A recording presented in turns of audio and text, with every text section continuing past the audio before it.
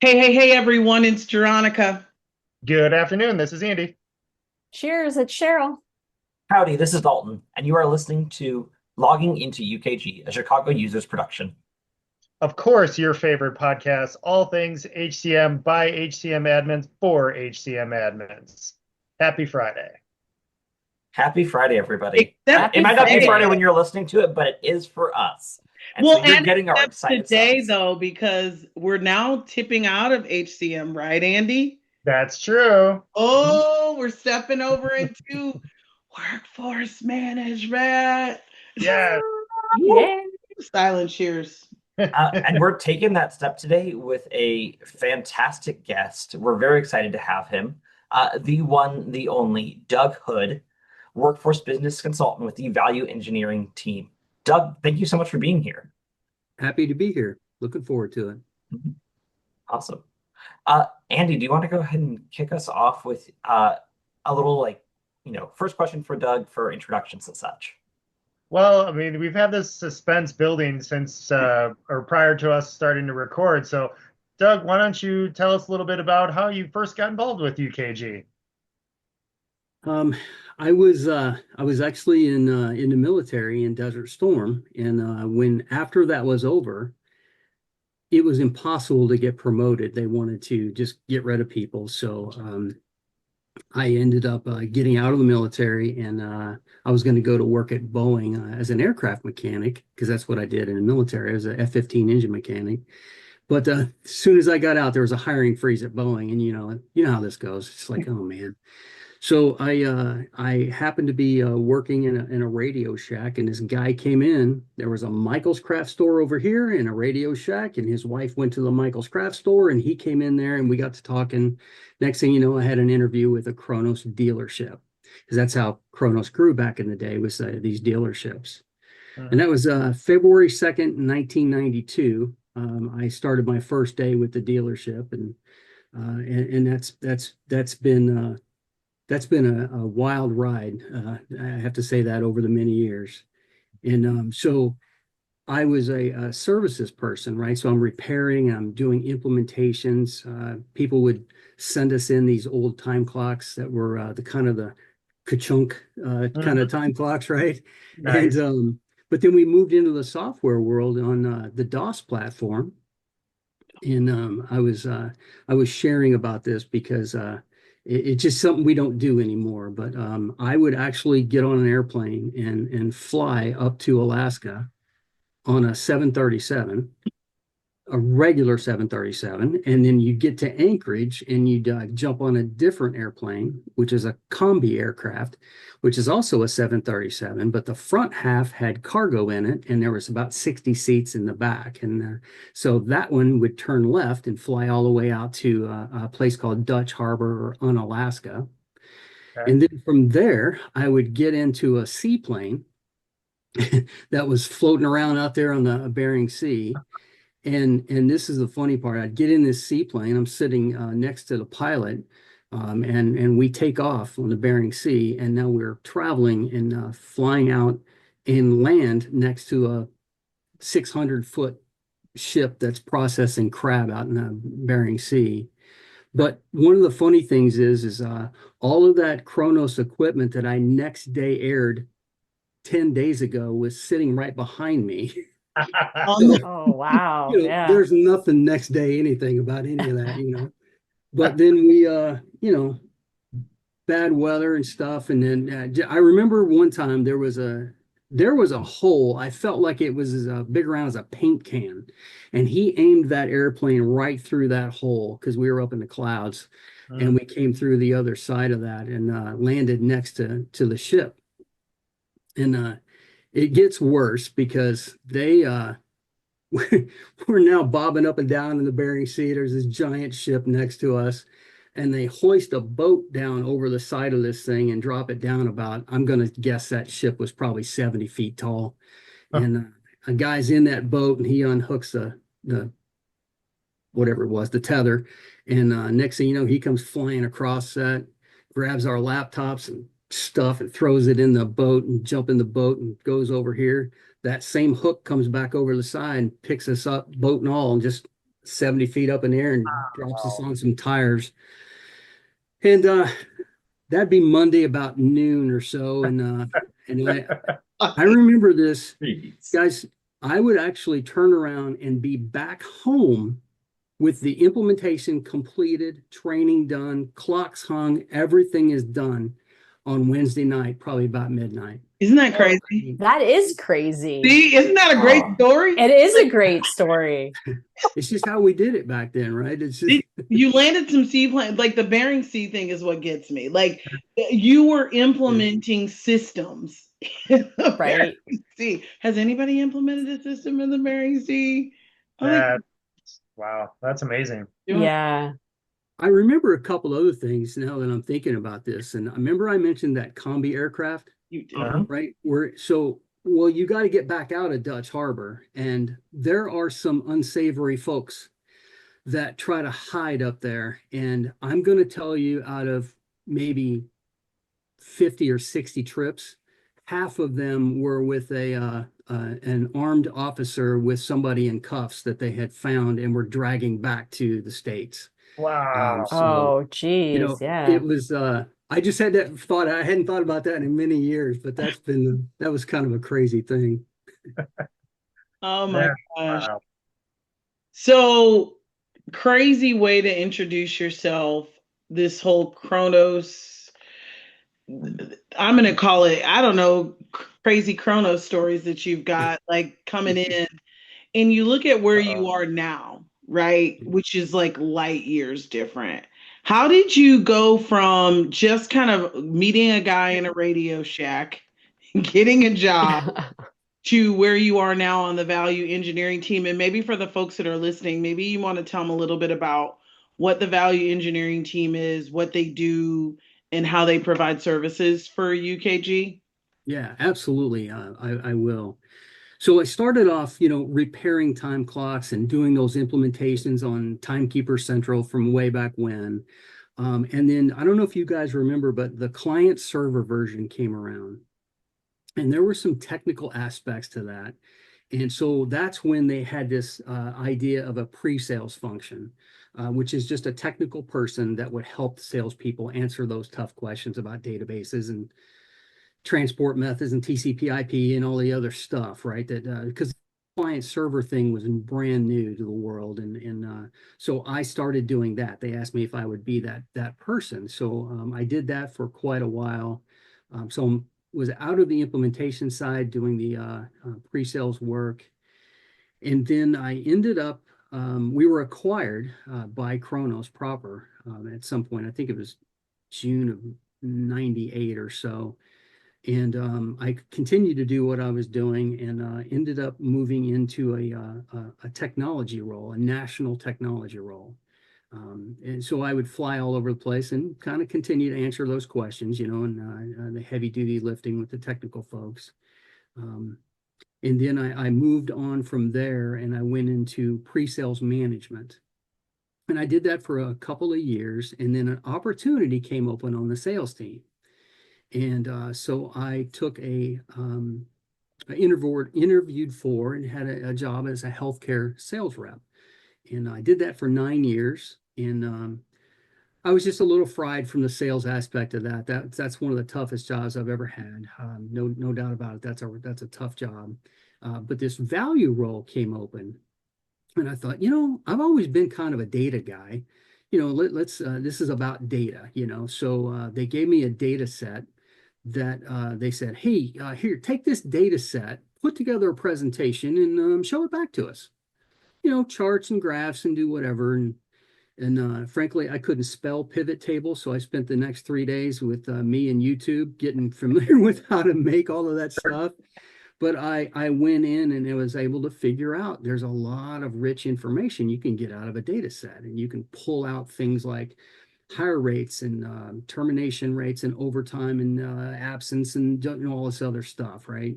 So I put together this presentation, and they bought it apparently and decided to bring me on in that value role.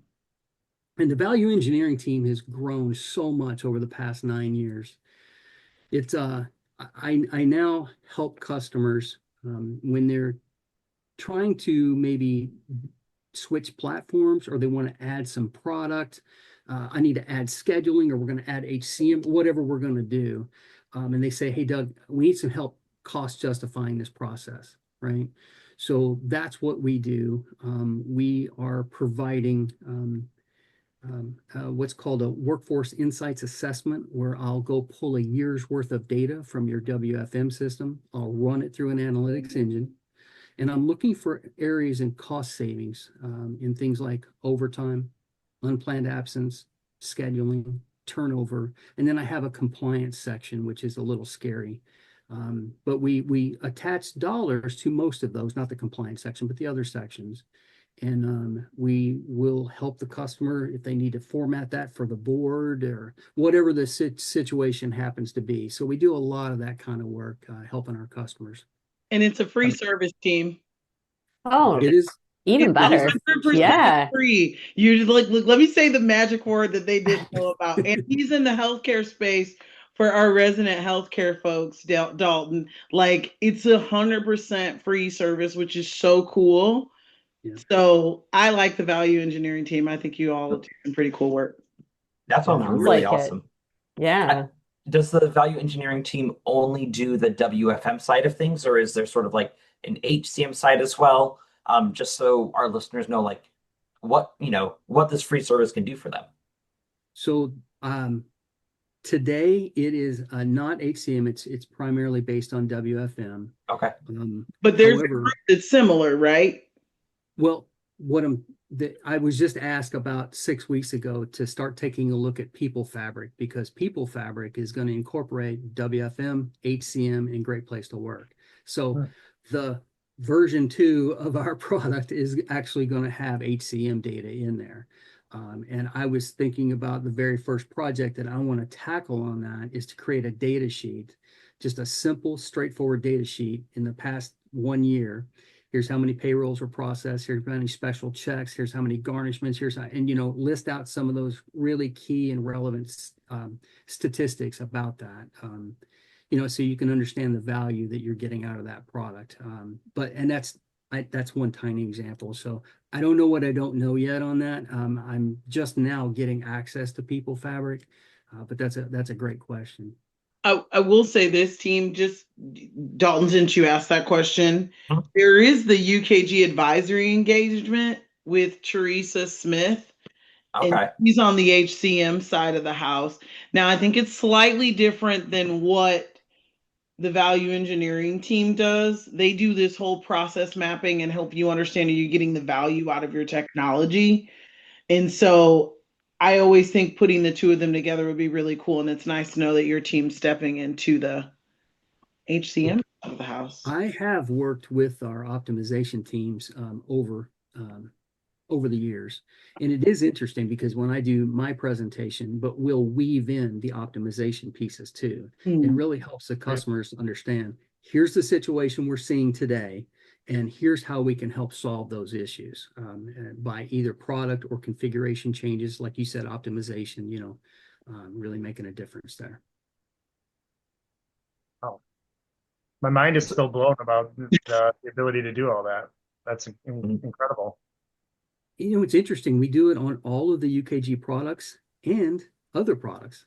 So I've done this for Workday, PeopleSoft, Oracle, doesn't matter. If you have time data you can share with me, I will put together an assessment for you. I think you just opened the door. So these folks don't have Right. WFM, but they have other time UKG products. So Yeah. your team could help no matter if you're workforce management or not. Correct. Yeah. Oh, wow. That's really Challenge cool. would be Winning. TOA. Yes. Are you guys ready for a challenge? Yeah, that's where Yeah. Now, Yeah. this needs a year's worth of data, right? I need a year's worth of data, and it's we're not picky about the formatting and things like that. It's pretty straightforward. I've never had somebody. I've probably done 35 or so of those that are the non-UKG data, and they're all across the board, different. Like I said, Workday, Oracle, SAP, doesn't matter. But I've never had somebody come back and say, "Oh, I can't get that." That's never happened. So it's worked really well. And by the way, you mentioned this earlier. I primarily work in healthcare, but all of the vertical markets are covered. So, Yeah. you know, my peers and I cover it all. So, yeah. We work with the manufacturing one. So I've got manufacturing on lock. So Andy, if you're interested, one of my favorite people, Jose Cervantes, he's who we're working with on this project. Who'd you Nice. say?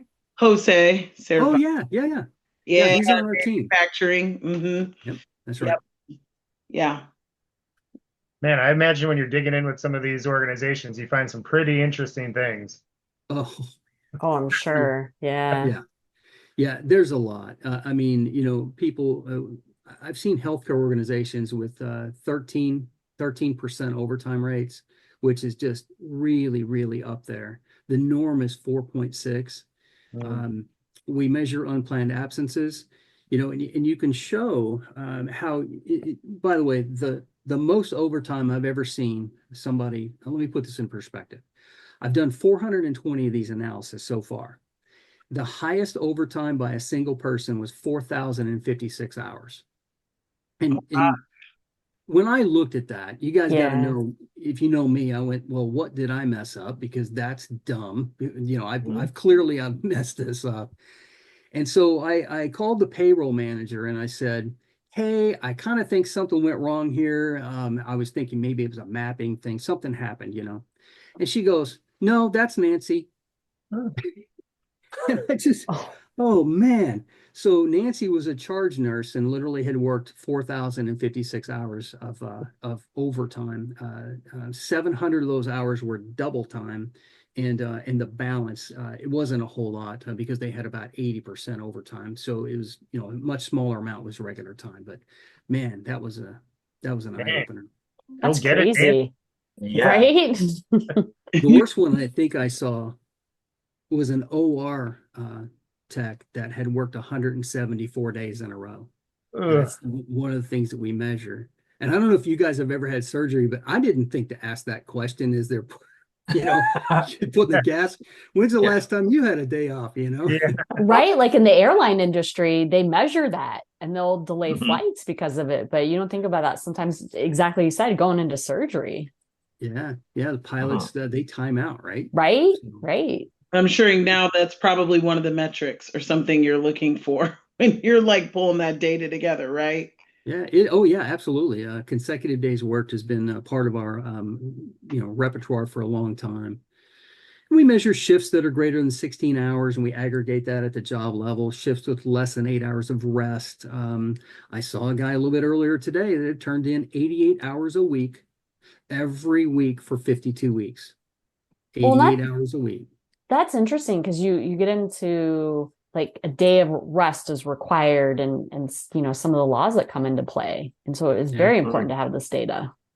Oh, Yeah. yeah. And it's interesting. That's what the customer said. Who the heck authorized that? You know? Right. Right? So, Yeah. Yeah. yeah. Wow. So So, go ahead. Dalton, you had something. uh, yeah. So I was going to ask. It sounds like you've had quite the trajectory for your time, originally with Kronos, and now with UKG as the UKG. combined company.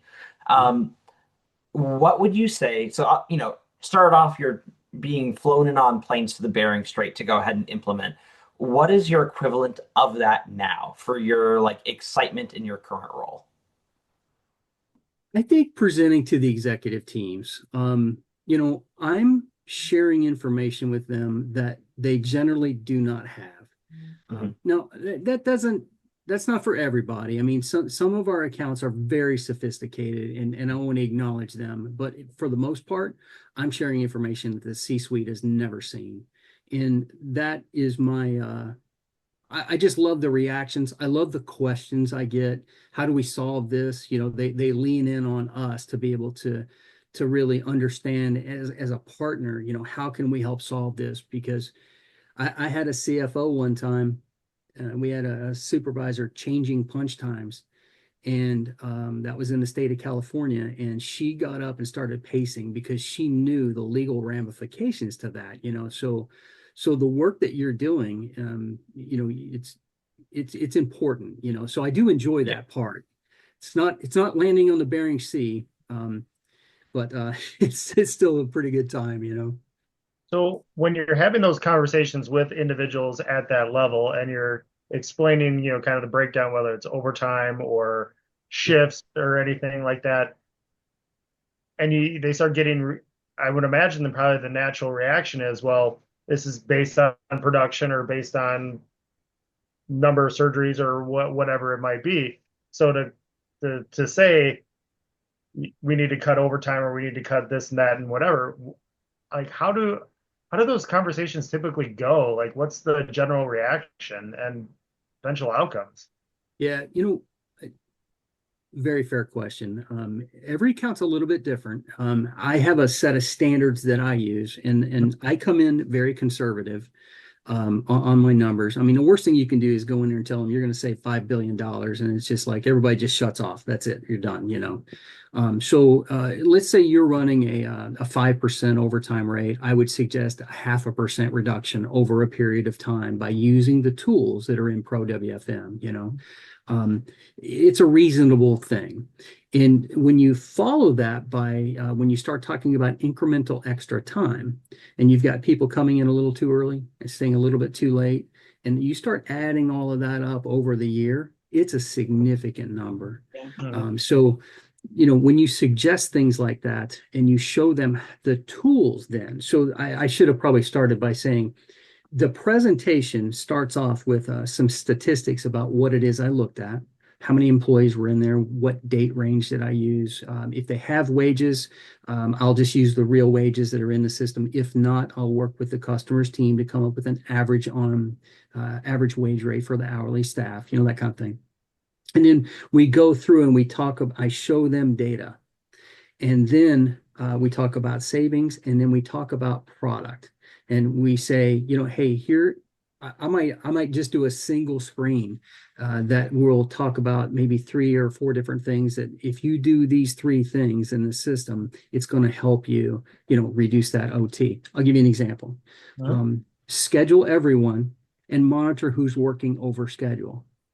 Right? That's the first step, because a lot of these people, when you get to 2,000 hours of overtime, then they're going, how in the heck did that happen? Well, it didn't happen in the last 2 weeks of the year, right?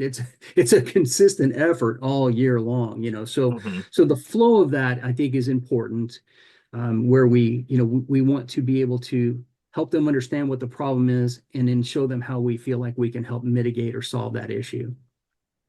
I like that. It's a smaller pill to swallow. Just do it in smaller chunks and increments, and you just start seeing results. I love it. I think the biggest one I ever did was right at 200,000 employees. And the CFO, we were having a little conversation, and he said, he goes, I think there's more on the table. And I said, I do too. But I said, I'd rather come in low and delight you than the other way around. And we had a good laugh about that, you know, because I don't want to be that guy that's coming in there so aggressive. It's just, you know, it's not believable. Sure. So flip it on its head, like everyone has something about their role that is a challenge, right? Or things that they'd like to figure out how do they improve or make it better and things of that nature. I say this internally. I don't think I've ever said it on the podcast. If you're king for a day and you could kind of really paint the picture for yourself of what could be better in the area or what you do, is there something you thought about? I wish we could, or I'd like to do this differently. I'd say one of the more challenging aspects is keeping up. There's a lot more salespeople than there are Dougs. So Well, you know, and so it's that, and then also, how can we take advantage of AI to help me in this scenario? And I'll give you an example. You know, earlier we talked about pay code classification, you know, regular and overtime and differentials and all of that. Well, can I use AI to look inside of the database and just pull all of that out? Because if you think about the configuration of the pay code distributions and the zones and all of that, it's all there. It's just really hard to get to. So can we use something like AI to be able to translate that for us? And I think that would save us some time, you know.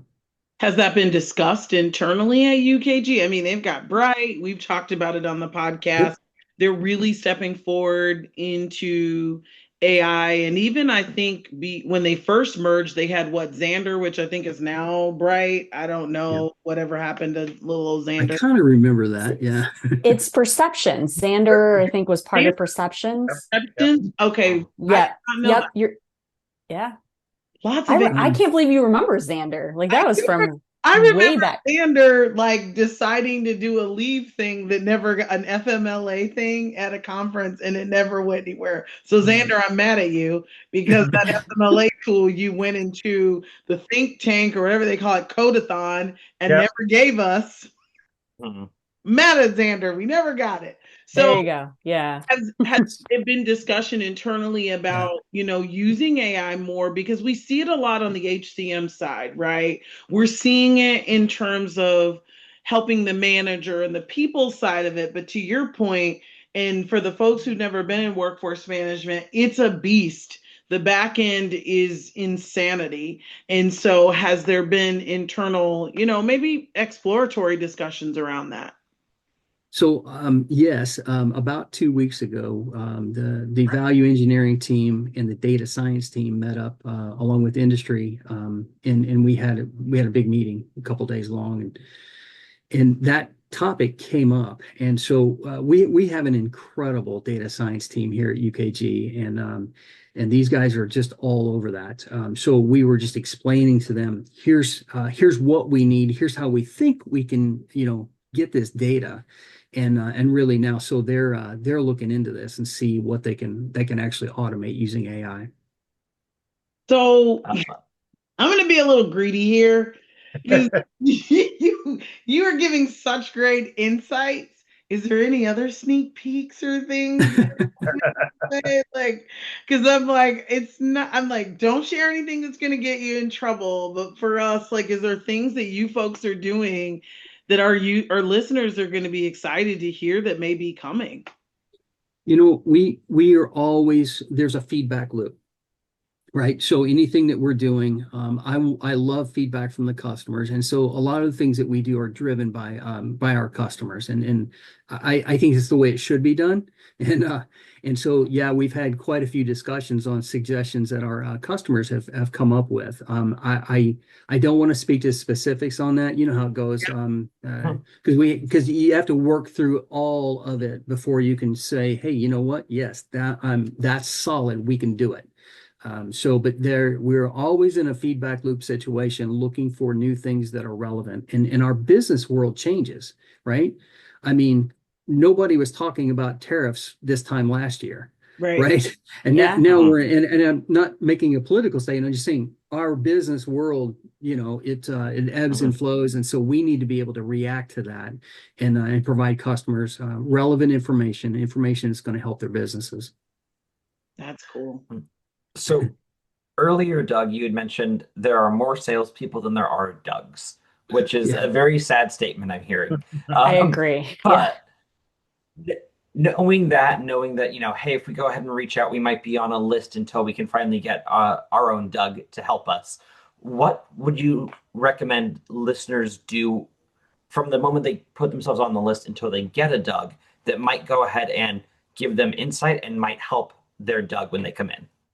Yeah, I don't want to sound the alarm on that. It's just a lot to keep up with. And, on some of our verticals, we have two people, and our lead time, it's a little bit tricky because part of it is customer dependent. But usually from the first time I engage, less than 30 days later, there is a active presentation that's ready to go. So it's not like it's not like it's a 6-month thing or anything like that. But That's I impressive. will. You said something a minute ago, and I want to address that. And what can I do in the meantime, right? Most of our customers, I don't want to say this wrong. A lot of our customers use the system to automate time cards, and I mean, I don't want to say all of them. It's not like that. And, give credit to those that use it as a true workforce management system and they monitor things. But getting out of that, it's just a calculation engine. That's all it does. And they leave all of this rich data sitting there when they could be monitoring a lot of things. Just a lot of people don't even have a lot of tiles on the screen. I show some little bit of information about product in my presentation, and they're going, "What is that?"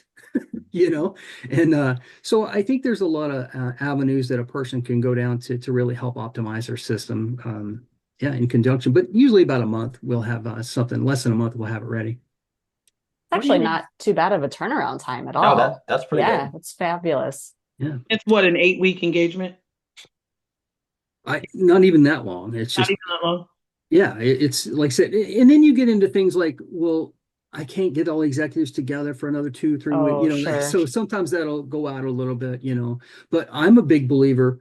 This data is much less relevant as time clicks by, so I want to do the analysis and then present it as soon as I possibly can, while that stuff is very relevant. Mhm. Have You don't want to have a 3-month pause and then somebody says, it's 3 months old, it doesn't matter. So have you ever delivered, like such shocking news that, the executives were in disbelief? Like, there's no way we're paying that amount of overtime, or how did we miss this? How do you handle those situations? um it's entertainment. I mean, listen, I've done a lot of these, and there's some fail safes that are built in. So for example, when I talked about that pay code classification, the process today is I work with the customer's payroll team. And I tell the executives that I worked with your team to Sure. classify these codes. And that's what drives all the downstream numbers, right? Because if I just start guessing on pay codes, well, who the heck knows what kind of data we're going to get, right? So it's important for me to involve the customer. It gives those executives, confidence that the values are true. But to your point, I've had executives stop the meeting, get up and walk out, and 3-4 minutes later come back in with 3-4 more people. I've had people stand up and one of these really long boardrooms, and the CFO was sitting all the way in the back, and he walks all the way up to the front, points at something on the screen and says, "I told you." And it's been some really interesting scenarios that have happened over the years. Wow. Entertaining is definitely the great descriptive word for that. Yes, then. Yeah.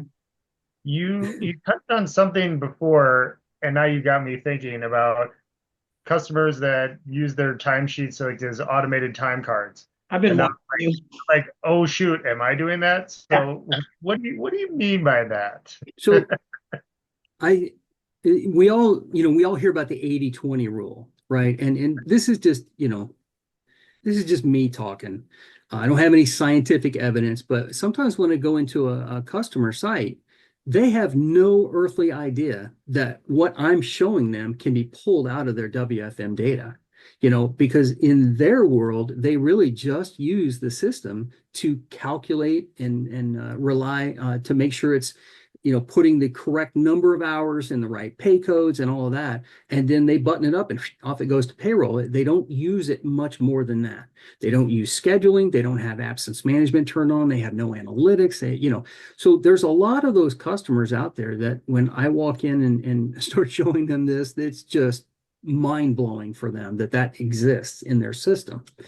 Other ones are really sophisticated, and they are using all of the products. They're automating all of those processes. Their frontline leaders are able to see that real-time type information and actually be able to manage their little micro businesses within the larger organization.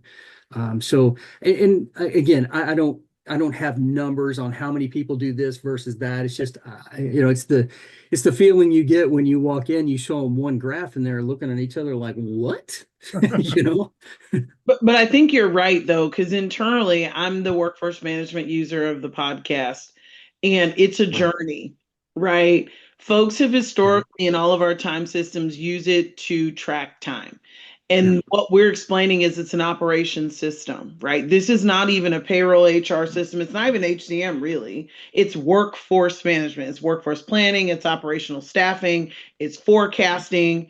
Yeah. It's even compliant, like the compliance element. So and so worked. I'm going to give you a really interesting scenario, and I'm curious on your thoughts on how you guys handle when folks learn of things. You talked a little bit about laws. I travel a lot and I was on a site and we learned about seventh consecutive day in Illinois. And I don't know if my team knows this. I don't know if they're familiar, where there's this law where you can't work 7 consecutive days in a particular area of Northern Illinois without having a permit from the city. And I learned about that this week and that it was a component. But we were talking about how the system can help to manage those compliance aspects. So, how do you help when you're going through this analysis and you're talking about this value engineering piece of the system? If they find little nuggets like that, or are you able to, from your kind of analysis, help them to find nuggets like that of things that maybe they didn't even know they needed to be maybe auditing or in that compliance maybe portion of the value engineering? Are you able to help with that? Yeah, to some extent. Jeronica, I won't know a local law in a small place, up in the corner of Illinois, right? I may not know that. I will be able to show them how many people are working more than 7 consecutive days straight. Mm, And I provide that data. I can tell them. We don't use any PII, so that employee ID is scrambled. It's not the real person number, but I use the database identifier for that person. Now, the customer, I can help the customer get that data because they don't use scrub data, right? I do, but I can tell you what location they work in, what department they work in, what job they work in, what payroll they're assigned, and so they can help identify those folks.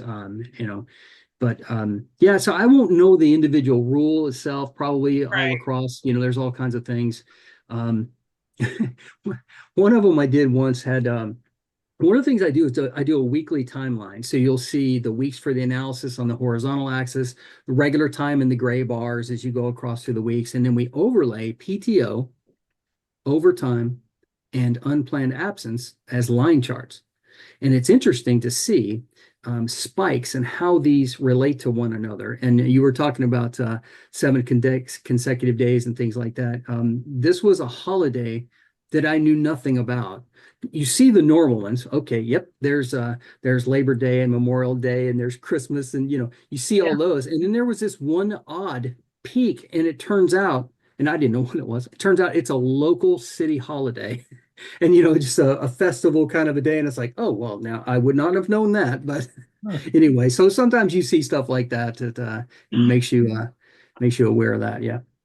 Awesome. Crazy. Well, we've talked a little bit about your role. What's interesting about you? Who is Doug when Doug's not like flying into the Bering Sea, talking about all the value that you get out of the system? Who is Doug? It's interesting. I remember I told you about the hole that looked like it was the size of a paint can when Yeah. we were in the airplane and going down through there.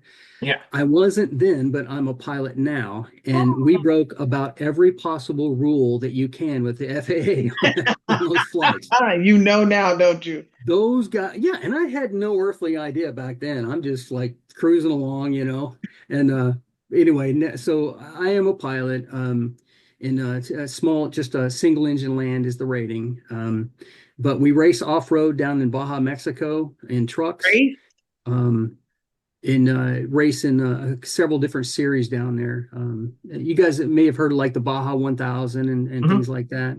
Yeah, that's that kind of stuff. There were a lot of folks at the shop where my mom worked in HR who would go down and do a lot of those races. I don't even know what this like. What? It sounds cool. Yeah. Like, wait, what? Oh yeah. I'll send you guys some granted, pictures. SoCal kid right here, Where are born and you- raised. So Is that That's what you're- right. That's what are you right. racing? We race, there's 2 trucks. We have a spec trophy truck, which is a built from the ground up to be a off-road race vehicle. And then we have a 1989 Toyota truck that we race in a vintage class, which it's just so much fun. It's there's all these different classes that you can race in, and these are old. One of the ones that's just a ton of fun is the vintage class. The other one is a rocket. I mean, you're going across the desert at 100 miles an hour, and it's kind of crazy, but it's been a lot of fun. I've been racing with the same group of buddies for 18, 19 years now, and it's been good. Who would And have we've been thought that? upside down and on fire, and I mean, you name it. It's Yeah, who would have thought that the Fast and Furious movies were based off of Doug? Oh, love it. Love it, Impossible, Andy. Like Andy. literally Yes. combine them both. Because I'm like, and then I'm Googling. Of course, I'm over here like Googling what are these trucks look like? Because I'm like, I need this. Wow. So yeah. between like you're racing, you're flying. Oh my gosh. So it seems like a cool life. And where are you based out of, Doug? Live in Long Beach, California. Oh, that's a Ooh. beautiful area. Yeah. Yeah. Yeah, and Dalton, you said you're Southern California as well, Yeah. or you were? Yeah. Currently Chicago area now, but born and raised Castaic. Oh, okay, great. Yeah. I don't even know what that's at, Dalton. But No one does. I didn't Normally, even know you were from California. So no, normally you just tell folks, you start off by saying Los Angeles County. And then if they get curious and say where, then you say Santa Clarita Valley. And then if they go, where's that? Then, or if they know that, and then they're like, okay, where there? Then you're like, all right, Castaic. And usually that's where you lose them. And they go, what? And you go, five minutes north of Magic Mountain. And then they go, ah. Yeah, Magic Mountain. That's the anchor point there. Yep, that is like the little funnel. and I don't know if you said it. So you're racing. How long have you've been with UKG? You've been with some version since 1992, right? 33 years. Yeah. 33 years. Yeah, that's Are you- amazing. What's your employee number? Like 1 or 2? Well, I was kind of bummed. It was a 4-digit number, and now when we merged, it changed. But yeah, it was pretty low. It's back pretty then. low, wasn't it? I was. Yep. So I'm assuming you probably don't want to know how old we were in 1991. I can guess. Andy, come on. Oh, Andy, we were. That's terrible. Yeah. Oh man. I don't mind. Especially a bit. Dalton, though, if we're going to call that out. I Okay, mean, let's be clear. Dalton was probably just born. if Would that. you like me to answer any No, of we these? don't. No. No, Then I will don't give not. away. Because I was. Well, you start asking questions. I have no shame. I will answer them. It's true. Oh my gosh. So I guess the other question I have is, someone is considering connecting with you, right? And what you do. What is it? What's your pitch to why? Right? Because now you got 3 folks who aren't workforce management. So they would have to internally, not just, I don't want to say sell because it's free, but really get alignment that this is a good thing for their organization. What do you tell folks that are considering, thinking about working with your team? We have a data sheet that we created that really is, I mean, it's a brochure, marketing collateral, however you want to say it, but it walks through all the different aspects of what it is that we're going to take a look at, all the different areas. It's got sample graphics in it. It talks about why this is important. When you get into things like overtime versus unused capacity, and you can explain what that means. I have that, and we use that. What's the Doug answer? I'm in an elevator. It's just me and you. You got no data sheet. Why do I want to do this?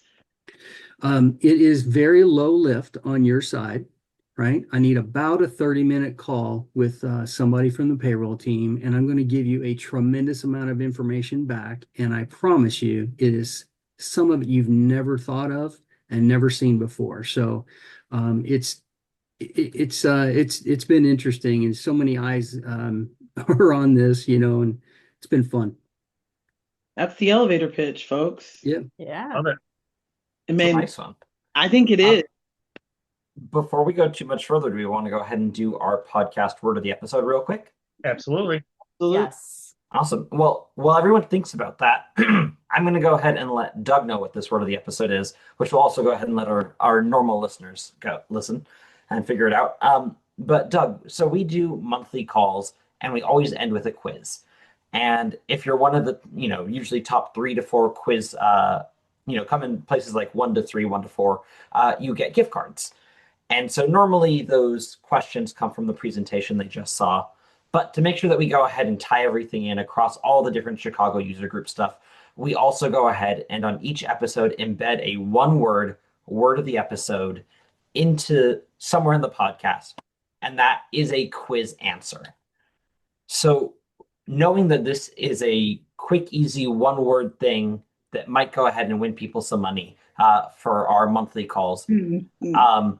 Actually, I'll just start off and say, Doug, do you have a one-word answer that you want used? If not, I'll open it up to the team. But I think you get first vote here. And I think just have an idea too. Agree. Yes. just a theme. Is that what you're talking about? Just a one-word theme? Yeah. Anything we've talked about. It can be anything that we've talked about. I think value probably comes to mind from a work perspective. Yeah. Nice. Okay. Yeah, perfect. It could have even been Bering Strait. Bering. Yeah. Bering Sea.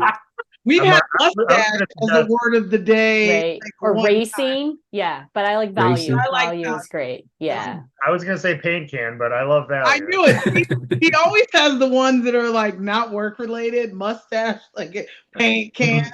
I like value. Yeah. I just had another thought. I remember flying out to Dutch Harbor all the time. And you're on that 737 and that flight attendant standing up there saying, hey, we're going over water. So here's how you put on your life jacket and all that. And it's 19 below zero outside. And I'm like, I'm going to last about 4 seconds. And that's it. True. So yeah. I just thought, man, if we go down, forget it. It's done, So why are we putting this on? Right. So you can float and they can find you then, I guess is the frozen, right? Find you frozen. Preserved very nicely in the frozen water. Right. It's to help the search and rescue people. That's about it. Yes. You don't want to dive. I think it's really cool. I want to personally thank you for agreeing to kind of tell us not only about who you are, but like what you do and the value, no pun intended, that your team can really add for each of the customers. I knew you'd be an exciting guest and you have some super cool stories and your life seems like it's just been a blast.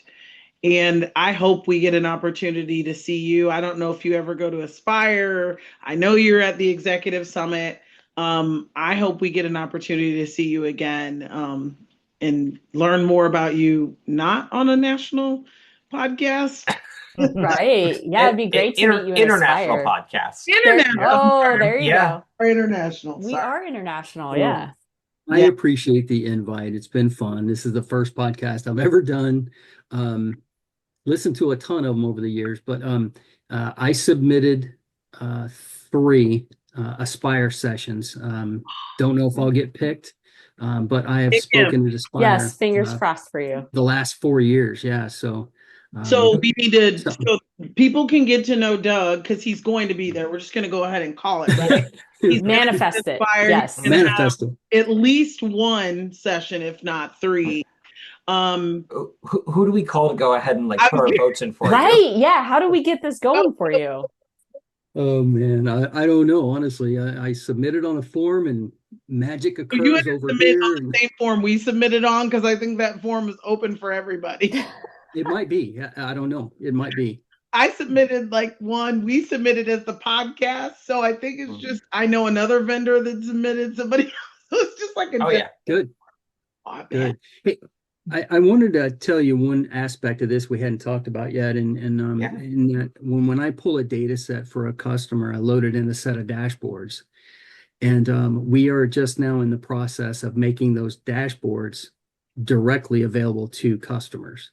So it is something brand new that we're doing. So far, there are 6 customers that have those dashboards, and it's going really well. They really like them. So, and I forgot to add that in, but hot off the press. Yeah. Thanks for sharing on here. Yeah. Yeah. Sure. Awesome. All right. Well, Doug, thank you again so much for being our guest today. We really appreciate it. It was fantastic having you on here and getting to know a bit more about you and all the, I guess pun intended for this one, value that you and your team bring to UKG and to all the clients. Yeah. So thank you. Yeah, you're welcome. I've enjoyed it. Appreciate it.